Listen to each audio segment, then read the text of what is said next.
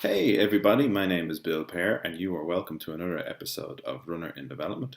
And in this episode I'm going to cover off apps for your smartphone that you might find of use when you're out running or help planning your run.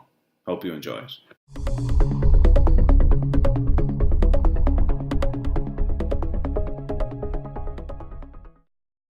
Okay, so in this episode, what I want to cover off are apps that you might use on your smartphone. And so I've tried a lot of various different ones, and I think I've narrowed it down to a few of my favorites. To start off, some of the drawbacks would be that, first of all, you have to have a smartphone. You know, it's the additional weight that you're going to be carrying when you're running around.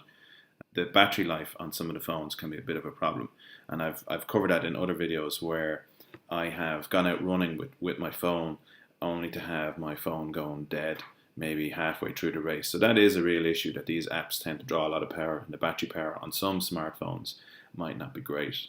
They are also a distraction in that when I go out to start my run, it's you have to kind of get them set up.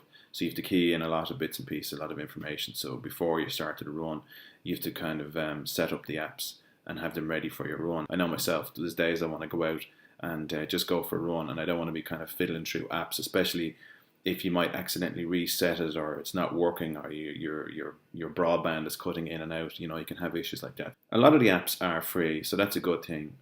But some of the other apps then you do have to pay for, and so the whole idea is trying to use the apps that are free. Or usually they are free, but what will happen with them then is they have some kind of in-app purchase. But generally speaking, they are the free ones are good, and I've never had any trouble with them. You can record your progress, which is very useful. So you can look back over time and then see how you're performing, and that's obviously very handy, especially if you set yourself some kind of goal or what you're trying to do is improve your running over time. It definitely adds interest. I find you can sit down then and you can study your form and study how well you did, and that is very useful. And obviously with a lot of the apps then there's a social aspect. So a lot of those apps, what they'll do is they will encourage you to post your results on, say Twitter or Facebook or something like that.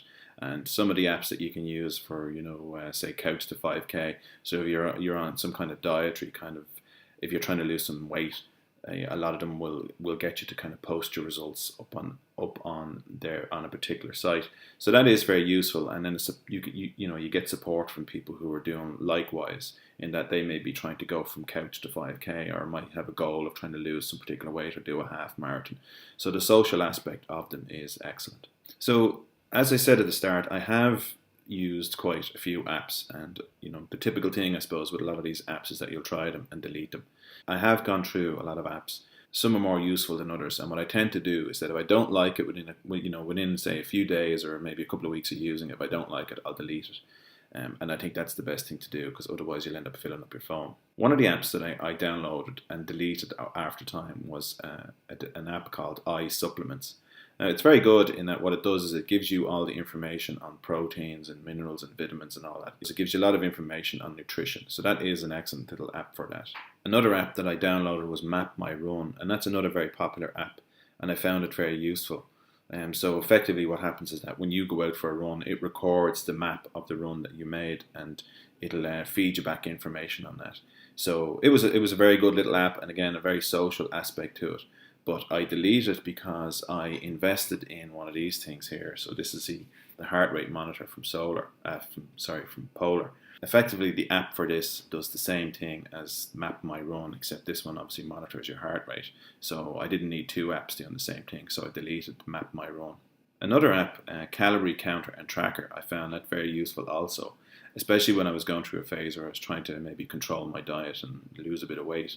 And what I liked about it really was that you could plug in, you could make yourself a sandwich, and you could estimate what you'd put on that sandwich, and it would come back with the calories. You'd be surprised, you'd sit down and make yourself a cheese sandwich, and you might think, okay, that's not too bad, but it would really help you understand how many calories you'd consume. So if you're trying to track your calories, that particular app was very good. Again, I deleted it because trying to manage my way through diet is not really my thing. I'd rather do it by just basically, through willpower and watching what I eat, and also through exercise. And so one of my favorite apps, and I've done a video on it already, is Spotify. And I absolutely love Spotify. It's my favorite music app. And so I find it very useful. And, when you go out on your run, you can set up your own tracks that you want to listen to. So I have about 200 songs that I've selected over time, and that's great. You can just put the phone onto shuffle play and go out running, and I find that very, very useful. So for music, I would use Spotify. I also do from time to time use SoundCloud.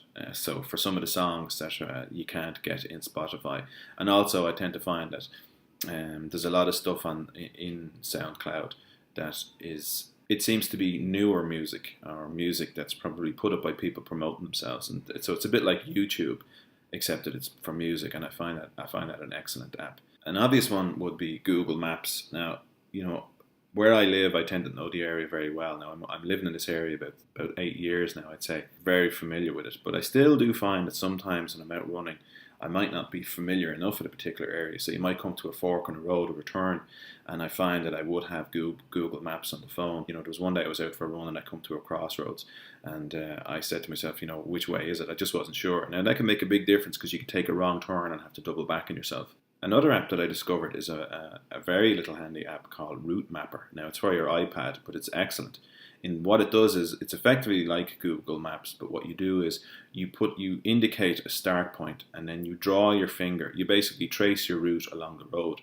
And what it does then is it maps out the distance. So if you want to run maybe 10K and you want to do 5K out and 5K back, what you can do is you can trace 5K, and it will indicate to you when you've done 5K, and then you can come back. But what also is very useful is that it gives you the information on the elevation, which I find very useful, because some of the runs that I've gone on would be very hilly, and you might not realize how hilly somewhere is, especially if it's a road that you've driven on a lot. What you have then is you have Romapper, and what it'll do is it'll indicate for you, what the elevation is. So I find that very useful. Another app that I would use would be any of the particular weather maps. I find them very useful, especially the ones that have some kind of indication as to kind of what the weather might be in relation to the activity that you're doing. So they might say a good day for running or not a good day for running.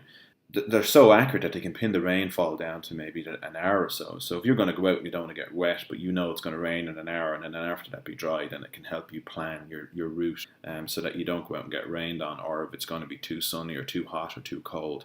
So I find having a good weather app to be very, very useful. So I'd recommend any of those. As I mentioned earlier, I downloaded Polar Beat, and I find it to be a reasonably good app. Now, like I said, because I got the heart rate monitor, I do have to use that app. Now, it is good, but it's basic in that it'll give you a map, it'll record all the details of your run and your heartbeat and how you performed. I think if it wasn't for the heart rate monitor, I probably wouldn't have it, because the thing I don't like about it is that you can't sit down and really interrogate the data afterwards. It's not like that. Now, I have a Garmin watch, and I used to like to look at the charts and stuff like that on it over time, and you can't really do this on that. So that's the one drawback I find with that app. But other than that, it's fine for what it's supposed to do. The last app that I'm going to cover off is Road ID, and this is an app that I came across by accident. But really, what it is that if I'm out running and I'm out on my own on some kind of country road, it obviously crosses your mind that you might get maybe knocked down, or you could fall somewhere or something like that. So what this app does is it basically says you can send a message back to somebody back at base to say I'm here, and they can live. They can track your movements. So they can follow you when you go out, and when you're coming back, they can track your movements. You can also say to them, I'm going to be gone for a 2-hour run, or I'm going for a 10K run. And then if you stop running for anything more, then you can set the time. But if you stop running, say, for 5 minutes, so say you've been in an accident and all of a sudden you've stopped running and you're in a hedge somewhere, what this will do is it'll send a message to the person who's on the receiving end, and it'll set off an alarm. And then obviously the fact is, if you're hurt and you're somewhere, then at least then they can pinpoint where you are. A good little app, but the problem I found with it is that it drains the battery fairly heavily, in that whatever way it works, I suppose, because I probably have Spotify, that app, and another app, Polar, running on my phone. So I might get only 15 or 20K out of my phone at most. And on top of that, I find that the app is a little bit glitchy. So sometimes that I'd send the message back to my wife, and sometimes she got it, and sometimes she didn't. So I don't know what that was about. Maybe it was the coverage in the area. I'm not sure, but I found it to be a little bit glitchy. So much so that I ended up not using it. And so that's really it. They're predominantly the apps that I tend to use in relation to running, and I find them all very useful, and I would recommend them. So hopefully you find this video of use, and let me know your comments. I'd be interested to hear what you have to say on those particular apps, or if you had other apps that you would recommend. I'd like to try them out myself.